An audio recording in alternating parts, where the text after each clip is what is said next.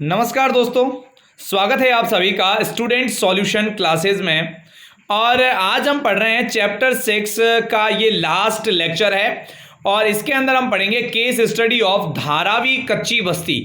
धारावी कच्ची बस्ती के ऊपर थोड़ी हम बातचीत करेंगे यहाँ पर कि धारावी कच्ची बस्ती कैसी है, उसकी हमारी केस स्टडी चलने वाली है आज की। चलिए शुरू करते हैं।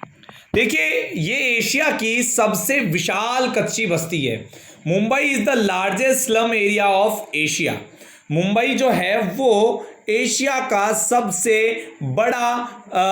बड़ी पूरी मतलब ऐसा नहीं देश की, एशिया की सबसे बड़ी कच्ची बस्ती है। एशिया की सबसे बड़ी स्लम एरिया इस एरिया को माना जाता है। आइए कुछ बातें करते हैं इसके बारे में। सबसे पहले establishment of Dharavi slum. Dharavi की स्थापना कब हुई? धारावी की स्थापना बताया जाता है कि 1932 में लगभग 18वीं शताब्दी में ही हो गई थी वैसे तो। बाकी कुछ लोग जो है इस ईयर को बताते हैं कि इस ईयर तक आते आते ये ज़्यादा डेवलप्ड हो गई थी। 1932 में ज़्यादा डेवलप्ड हो गई थी। 18th सेंचुरी यानी 17 ईयर्स में जब चलता है ना 17 वाला आंकड़ा, 18वीं शताब्दी में ही ये हो गई थी, लेकिन 1932 में आते आते ये ज़्यादा डेवलप्ड हो गई थी। तो ये आंकड़ा चाहिए आपको याद रहे चाहे ना रहे, कोई दिक्कत नहीं है। आपको ये ज़रूर याद रखना है कि 18वीं शताब्दी में इसकी स्थापना हो गई थी। There was a island here. ये एक छोटा सा द्वीप था। देखिए द्वीप, आइलैंड समझते हैं आप? आइलैंड अ पार्ट, एक ऐसा पार्ट जो चारों ओर से पानी से घिरा होता है। जो चारों ओर से पानी से घिरा होता है उसे आइलैंड कहा जाता है। अच्छा, पेनिनसुलर किसे कहता है बताइए? जो तीन और पानी से घिरा होता है उसे पेनिनसुलर कहते हैं, यानी कि प्रायद्वीप कहते हैं। ठीक है ना? चार और पानी से घिरा है इसलिए इसको आइलैंड कहते हैं, तीन और पानी से घिरा है इसलिए इसको पेनिनसुलर कहते हैं। अच्छा, फिर बे किसे कहा जाता है? एक ऐसा लैंड मास जो तीन और वाटर से घिरा होता है। तो बे ऑफ बंगाल की अगर बात करते हैं ना, तो ये देखो, ये बे ऑफ बंगाल है। बे ऑफ बंगाल क्यों? क्योंकि यहाँ पर ये वाला एरिया आ जाता है, इधर ये वाला एरिया आ जाता है, इधर ये वाला एरिया आ जाता है। यानी कि इस वाटर मास को तीन और लैंड ने घेर रखा है, इसलिए इसको बे ऑफ बंगाल कहा जाता है। चलिए, ये तो अपनी सामान्य छोटी छोटी बातें जो हम हमेशा ही करते रहते हैं। ठीक है, हमने यहाँ बात की कि भैया 18वीं शताब्दी में ये एक छोटा सा द्वीप था। ये द्वीप 70 वर्ष पूर्व गुजरात के कुम्हारों ने इसे बसाया था। किसने बसाया था? गुजरात के कुम्हार जो थे उन्होंने इसको एस्टेब्लिश किया, इसको बनाया।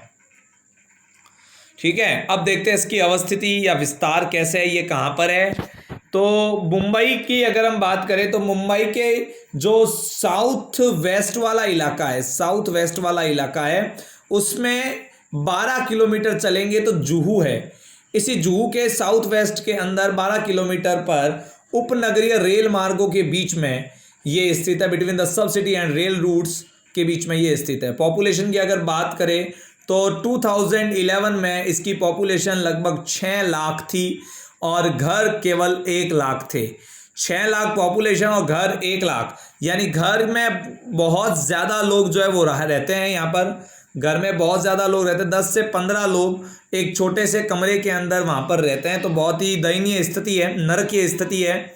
60% families have been staying here since last 60 year। 60% जो फैमिलीज है वो यहाँ पर पिछले 60 सालों से इसी स्थान पर निवास कर रही है। ट्रांसपोर्ट की अगर बात करें, ट्रांसपोर्टेशन की अगर बात करें तो यहाँ पर क्या है जी, सड़कें जो है वो 90 फुट चौड़ी है। इस सड़क का नाम ही है 90 फीट रोड। 90 फुट रोड या 90 फीट रोड जो है वो बहुत फेमस है यहाँ की, और लगातार इसकी चौड़ाई भी आधे से अब कम ही रह गई है। यहाँ पता है सड़कों की चौड़ाई बहुत कम है, और इतनी कम है कि एक रिक्शा जो होता है ना वो भी यहाँ से गुजर नहीं पाता है। और यहाँ तक तो कुछ तो गलियाँ ऐसी है जहाँ से एक छोटी सी साइकिल भी नहीं निकल सकती, इतनी कम सड़कों की चौड़ाई है। भवन या आवास की बात करें तो घर छोटे हैं, छोटे होने के साथ साथ ये टेम्परेरी कंस्ट्रक्शन वाले घर बनाते हैं जो लगभग 2 से 3 मंजिल वाले होते हैं। और यहाँ पर जो सीढ़ियाँ हैं ये जंग लगी लोहे की सीढ़ियाँ यहाँ पर देखने को मिलती है। और तो और 10 से 15 लोग जो है वो लगभग एक कमरे के अंदर निवास करते हैं। अब बात करता है इसके बेसिक नेसेसिटीज, आधारभूत सुविधाएं धारावी के अंदर है कि नहीं है। आधारभूत सुविधाएं यानी शुद्ध पेयजल, बेस्ट प्योर ड्रिंकिंग वाटर वहाँ देखने को नहीं मिलता। वायु और प्रकाश, लाइट और एयर की यहाँ पे अच्छे से अरेंजमेंट नहीं किए गए हैं। Here there is a single toilet for 1500 person यानी 1500 व्यक्तियों के लिए एक शौचालय।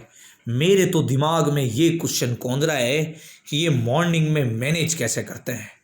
ये क्वेश्चन मुझे पता है कि आपके भी खुराफाती दिमाग में ज़रूर आया होगा, बट मैं आपको ये बात बता देना चाहता हूँ कि ये मॉर्निंग में मैनेज कर लेते हैं इधर उधर जाकर।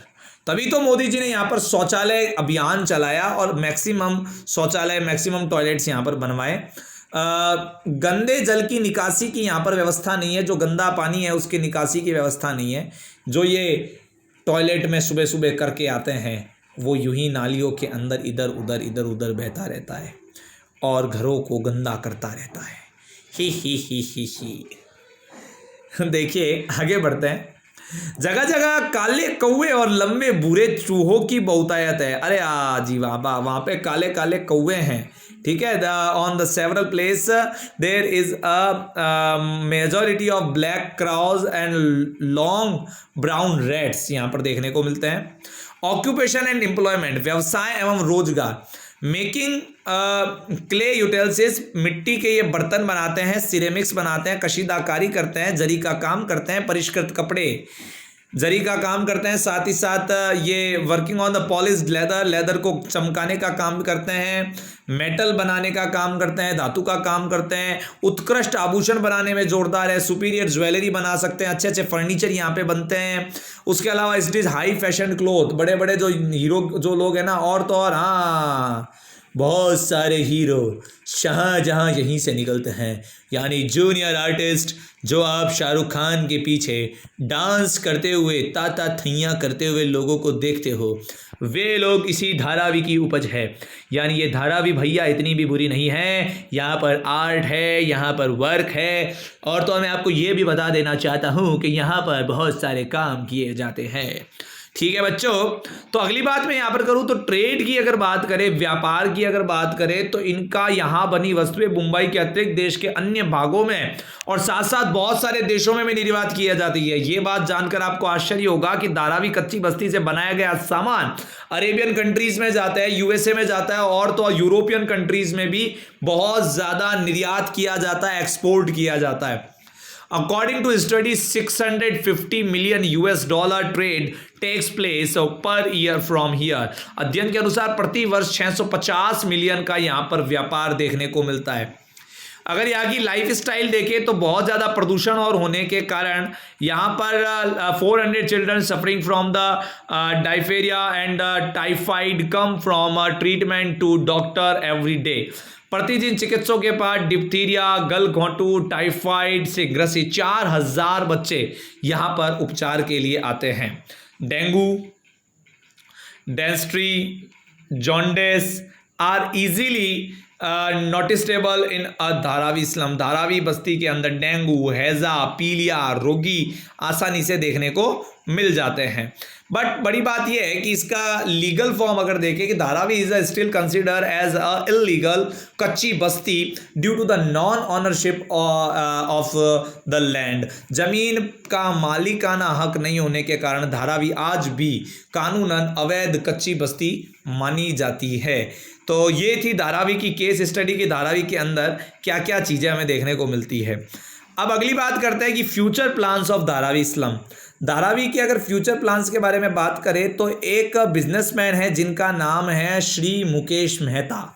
Shri Mukesh Mehta wants to rehabilitate the resident here by the making of a plan reconstruction cost $2 billion। $2 billion cost लगाने के लिए तैयार है धारावी के लिए। तो बहुत बड़ी बात है ये कि ये मुंबई के लिए, अपने शहर के लिए इतना बड़ा काम कर रहे हैं। ये है मुकेश जी मेहता और ये धारावी के लिए बहुत बड़ा काम करने के लिए जा रहे हैं। हालांकि महाराष्ट्र गवर्नमेंट जो है वो भी लगातार इसके लिए काम कर रही है। he has planned to rehabilitate people who have been staying here since the year 2000। 2000 के बाद जो लोग यहाँ पर रह रहे हैं उनके घर ये अपने पैसों से दोबारा बनाने जा रहे हैं। तो ऐसे भामाशाह, ऐसे दानवीर के लिए जोरदार तालियां। बहुत ही नेक दिल काम कर रहे हैं सर आप। आपको नमस्कार है कि इन गरीबों की स्थिति अगर थोड़ी सुधरेगी तो यहाँ टैलेंट की बिल्कुल कमी नहीं है, यहाँ काम की बिल्कुल कमी नहीं है। अगर थोड़ा सा ये लोग स्टेबल हो जाते हैं तो हम ये ज़रूर कह सकते हैं कि धारावी से विश्व को टैलेंट मिलेगा, धारावी से लोगों को एक ऐसी ह्यूमन रिसोर्स मिलेगा जो देश ही नहीं विश्व भर में अपना नाम रोशन करेगा। तो ऐसे ये संभव हो पाएगा क्योंकि ये मुकेश जी भी खुद भी जो है धारावी से बिलोंग करता है। धारावी से आगे जाके इन्होंने अच्छा बिजनेस किया और बिजनेस करते करते एक बहुत बड़े बिजनेसमैन बने। तो इसीलिए ये अपनी मुंबई की इस धारावी को वापस से रिकंस्ट्रक्ट करना चाहते हैं। तो थैंक यू फॉर वॉचिंग। और आप लोग मुकेश जी से सीख लीजिए कि जहाँ पर जननी जन्मभूमिश्च स्वर्गादपि नगर्यसे, रामचंद्र जी से जिस दिन पूछा गया, रामचंद्र जी युद्ध जिस समय जीत गए थे तो विभीषण और सबने ये कहा कि भगवान आपने ये जीत लिया है, अब लंका भी आपकी। तो उन्होंने कहा कि मैं लंका नहीं लूंगा, मैं तो वापस अपनी अयोध्या ही जाऊंगा। कारण यही है कि जननी जन्मभूमिश्च स्वर्गादपि नगर्यसे, जननी माँ और मातृभूमि जो है वो स्वर्ग से भी प्रिय होती है। तो ऐसे महान व्यक्तित्व के धनी मुकेश जी मेहता भी हमारे सामने हैं। तो थैंक यू फॉर वॉचिंग। देखते रहिए, सीखते रहिए स्टूडेंट सॉल्यूशन क्लासेस के साथ। बहुत बहुत धन्यवाद, बहुत बहुत आभार आप सभी का।